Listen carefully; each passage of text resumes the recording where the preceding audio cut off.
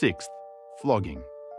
In the Middle Ages and early modern period, flogging often involved hanging the criminal from a post with ropes, making their bare back more stretched and sensitive to pain. Depending on the severity of the crime, the convict could be brutally whipped multiple times.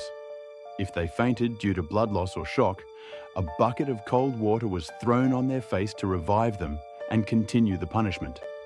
This type of punishment was common in Europe and frequently applied to thieves, corrupt individuals, or those who got drunk in public. For example, in 1690 in Durham, a married woman named Eleanor Wilson was flogged for being drunk on a Sunday. From the 20th century onward, this punishment disappeared in Europe.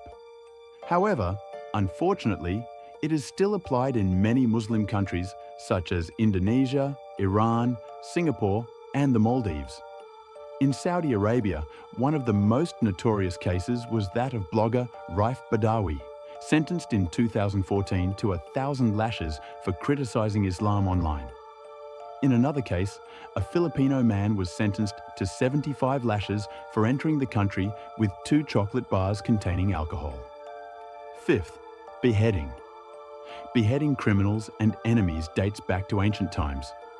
In the late 18th century, the guillotine became widely used as an execution method, gaining infamy during the French Revolution. Today, Saudi Arabia still carries out executions by beheading.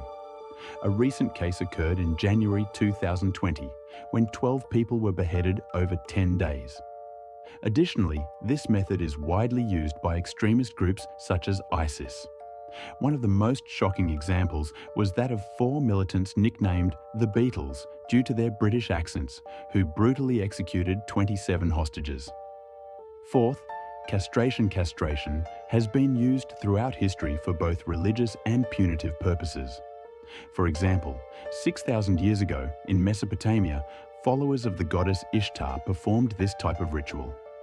In the 14th century, the Duke of Normandy ordered the castration of those who refused to accept him as bishop, sending the removed organs on a plate as proof. Curiously, castration was not always punitive. In the 16th century, the famous castrati were boys who underwent castration to preserve their high-pitched voices. This procedure was encouraged by their own parents as castrated singers achieved great musical success. Today, some Western countries, such as Canada, Sweden, Germany, and the United States, in states like Georgia, Iowa, Louisiana, and Texas, allow chemical castration of sex offenders, although with consent. Meanwhile, the Czech Republic remains the only EU country to perform surgical castration in certain cases, despite harsh criticism from human rights organizations. Third, burning at the stake. Burning people alive was a common medieval punishment, especially for women accused of witchcraft. In 1431, the French heroine Joan of Arc was condemned as a heretic and burned at the stake. From 1484 onward, the Catholic Church officially recognized this punishment for heretics. Victims usually died from carbon monoxide poisoning before being consumed by flames. However, there were even more cruel variations, such as tying a rope around the victim's neck to strangle them while burning, or placing burning sulfur under their armpits, creating an inextinguishable fire. Second, eye removal. In 2008, in Kenya, an angry mob gouged out the eyes of elderly individuals accused of witchcraft before burning them alive.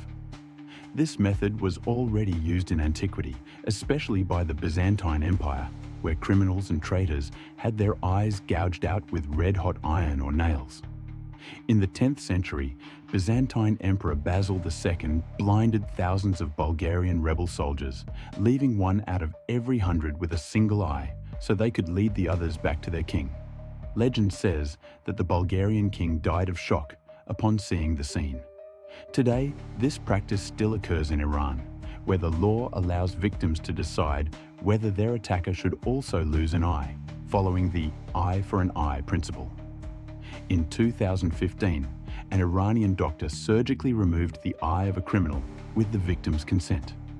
Another example was in 2016, when Indian security forces fired lead pellets at protesters in Kashmir, blinding about 50 people, including a 4-year-old child.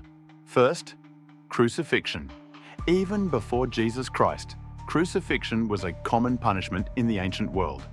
The most famous case was in 71 BC, when the Roman army crucified around 6,000 followers of the rebel gladiator Spartacus along the Appian Way.